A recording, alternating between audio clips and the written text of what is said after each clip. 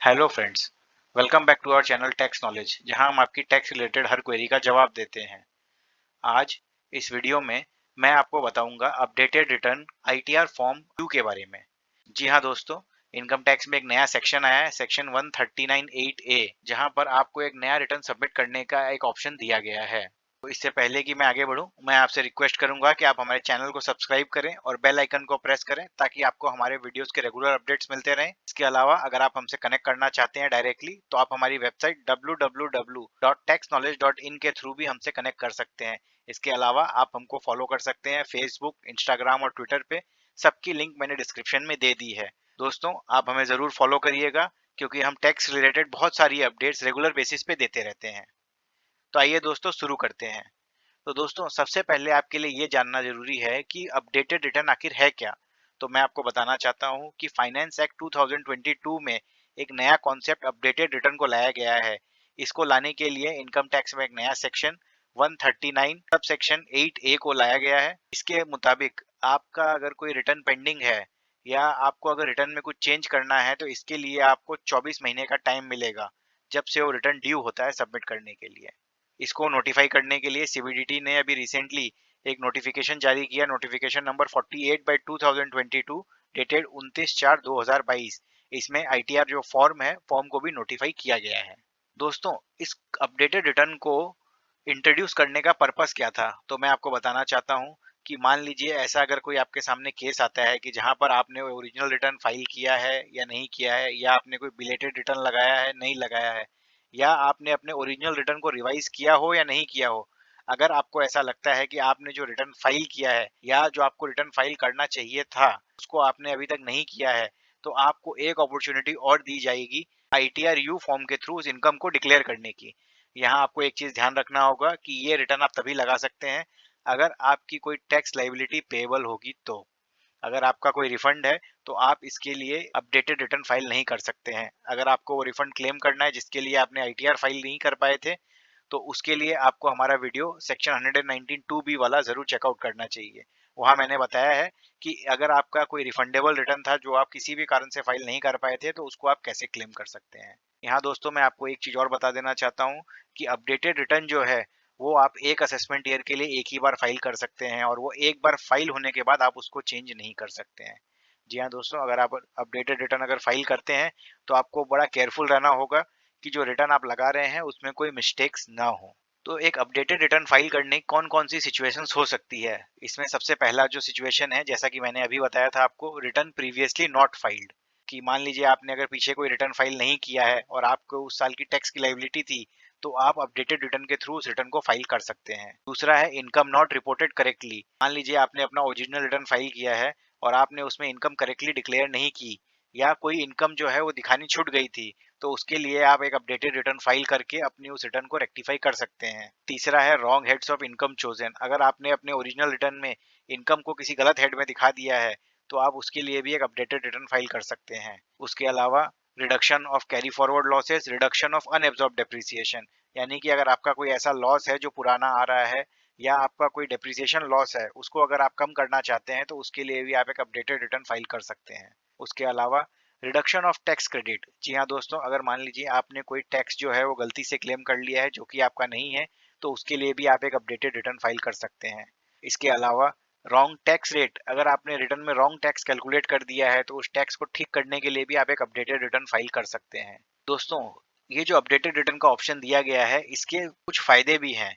जैसे कि updated return जो है वो आपको 24 महीने का टाइम मिलता है फाइल करने के लिए। जी हाँ दोस्तों, एक आपका जो रिटर्न रहता है वो असेसमेंट ईयर के एंड तक आपको फाइल करना ही पड़ता है, लेकिन यहाँ आपके पास एक एक्स्ट्रा 2 साल का अपॉर्चुनिटी आ जाता है जहाँ पर कि आप अपने रिटर्न को चेंज कर सकते हैं। इसके अलावा ये जो आप अपडेटेड रिटर्न अगर फाइल करते हैं, तो इससे बहुत चांसेस हैं कि आपकी कोई लिटिगेशन या अपील जो कि आ सकती थी कोई इनकम को नहीं दिखाने के कारण, वो बहुत रिड्यूस होने के चांसेस हैं इसमें। तीसरा, अगर आपका मान लीजिए इसमें कोई टैक्स पेमेंट हो जाता है क्योंकि आपने इनकम को बढ़ा दिया है या कुछ लॉस को कम कर दिया है, तो यहाँ पर जो आपकी टैक्स की लाइबिलिटी आएगी, वो आपकी एक पूरी प्रोसीडिंग होने के बाद जो टैक्स पेनल्टी इंटरेस्ट लगता है उससे बहुत कम होगी। लेकिन कुछ ऐसे सिचुएशंस हैं जहां पर आप एक अपडेटेड रिटर्न फाइल नहीं कर सकते हैं। उसमें सबसे पहला है कि there is decrease in the tax liability declared earlier. जी हाँ दोस्तों, अगर आपने ऑलरेडी पहले एक रिटर्न फाइल कर दिया है और उस रिटर्न को फाइल करने के बाद अब आप जब अपडेटेड रिटर्न लगा रहे हैं तो आप अपनी इनकम को कम कर रहे हैं और टैक्स का रिफंड क्लेम करेंगे, तो आप इसके लिए अपडेटेड रिटर्न फाइल नहीं कर सकते हैं। उसी तरह there is an increase in the claim of refund file earlier, जैसा कि मैंने अभी पहले एग्जांपल में आपको बताया, अगर आप अपनी इनकम को रिड्यूस करते हैं और उसके कारण आपका जो रिफंड था वो बढ़ जाता है, तो उसके लिए भी आप एक अपडेटेड रिटर्न फाइल नहीं कर सकते हैं। इसी तरह अगर आप इस रिटर्न को अपडेट करना चाहते हैं और उससे आपका कोई लॉस है जो बढ़ जाएगा, तो उसके लिए भी आप ये अपडेटेड रिटर्न फाइल नहीं करना चाहते हैं। तो दोस्तों आप देख ही सकते हैं कि गवर्नमेंट का ये अपडेटेड रिटर्न लाने का पर्पस ही है कि और टैक्स कलेक्शन हो सके। दोस्तों यहाँ मैं आपको बता देना चाहता हूँ कि कुछ ऐसे एसएससीज को भी आइडेंटिफाई किया गया है यहाँ पर जो कि ये अपडेटेड रिटर्न फाइल करने के लिए एलिजिबल नहीं होंगे। उसमें सबसे पहला जो है, search has been initiated for that assessment year under section 132। दोस्तों अगर आपके केस में या किसी एसएससी के केस में अगर सर्च का एक्शन इनिशिएट हो गया है तो उस ईयर के लिए वो अपना अपडेटेड रिटर्न फाइल नहीं कर सकता है। उसी तरह आपका अगर बुक्स ऑफ अकाउंट्स एसेट्स अगर रिक्विजिशन हो चुके हैं अंडर सेक्शन 132A, तो आप एक अपडेटेड रिटर्न फाइल करने के लिए इनएलिजिबल हो जाएंगे। उसी तरह अगर आपके केस में सर्वे कंडक्ट हो गया है तो ईयर ऑफ सर्वे जो है वो आप उस साल के लिए आप एक अपडेटेड रिटर्न फाइल नहीं कर सकते हैं। यहाँ पर आपको ध्यान रखना होगा कि सर्वे जो है वो रेगुलर सर्वे होना चाहिए, टीडीएस सर्वे नहीं। उसके अलावा अगर आपके केस में कोई स्क्रूटनी असेसमेंट या रीअसेसमेंट की प्रोसीडिंग ऑलरेडी हो चुकी है उस ईयर के लिए, तो आप उस साल में अपडेटेड रिटर्न फाइल नहीं कर सकते हैं।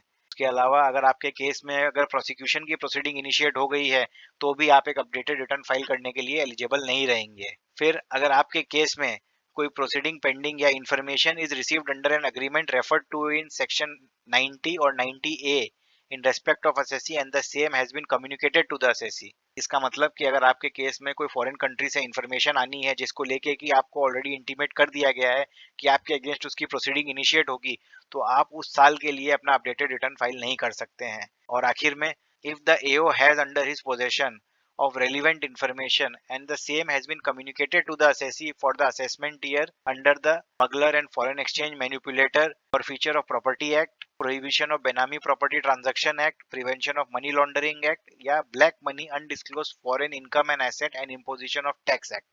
यानी कि अगर एओ के पास इन किसी एक्ट के अंतर्गत कोई इन्फॉर्मेशन आई है और वो इन्फॉर्मेशन आपको बता दी गई है, तो आप उस ईयर के लिए अपडेटेड रिटर्न फाइल नहीं कर सकते हैं।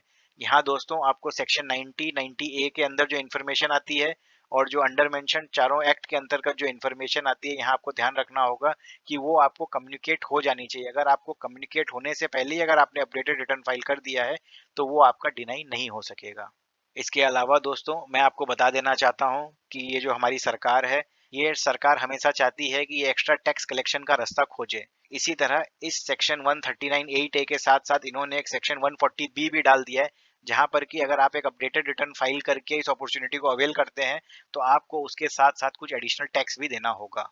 तो इसमें एडिशनल टैक्स आपको कितना देना होगा? आपने अगर अपडेटेड रिटर्न फाइल किया है और उस अपडेटेड रिटर्न में जो भी एक्स्ट्रा टैक्स और इंटरेस्ट आ रहा है उसका 25% एक्स्ट्रा आपको देना पड़ेगा एज ए एडिशनल टैक्स। लेकिन ये आपको ध्यान रखना होगा कि ये पहले 12 महीने के अंदर ही होना चाहिए।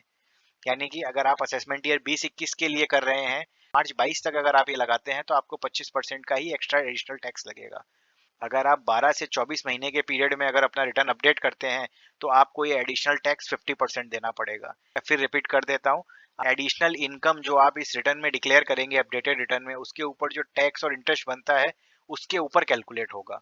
मान लीजिए आपने अपने अपडेटेड रिटर्न में अपनी इनकम बढ़ाई 1 लाख रुपए से और उस पर टैक्स का इम्पैक्ट आता है 10,000 रुपए का और इंटरेस्ट का इफेक्ट आता है 20,000 रुपए का। अगर मैं इसको एक एग्जाम्पल से आपको बताऊं तो मान लीजिए आपने असेसमेंट ईयर 20-21 का रिटर्न अपडेट किया है अपना, तो उसका अगर आप पहले 12 महीने के पीरियड में अगर करते हैं और आपने अपनी इनकम को 1 लाख रुपए से बढ़ाई है जिसके कारण टैक्स और इंटरेस्ट का जो इफेक्ट है वो 10,000 रुपए का होता है, तो आपको एडिशनल जो टैक्स है वो देना होगा 2500 रुपए का।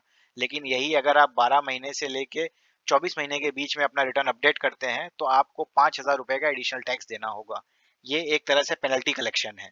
तो आप ये अपडेटेड रिटर्न फाइल कैसे करेंगे? तो यहाँ मैं आपको बता देना चाहता हूँ कि जो नोटिफिकेशन मैंने अभी वीडियो के शुरुआत में आपको बताया था, उसी नोटिफिकेशन में एक नया रूल इंसर्ट किया गया है, रूल 12AC, जहाँ की बोला गया है कि जो ITR-U जो फॉर्म है ये मैंडेटरीली ऑनलाइन ही फाइल होगा, इसको आप ऑफलाइन सबमिट नहीं कर सकते हैं।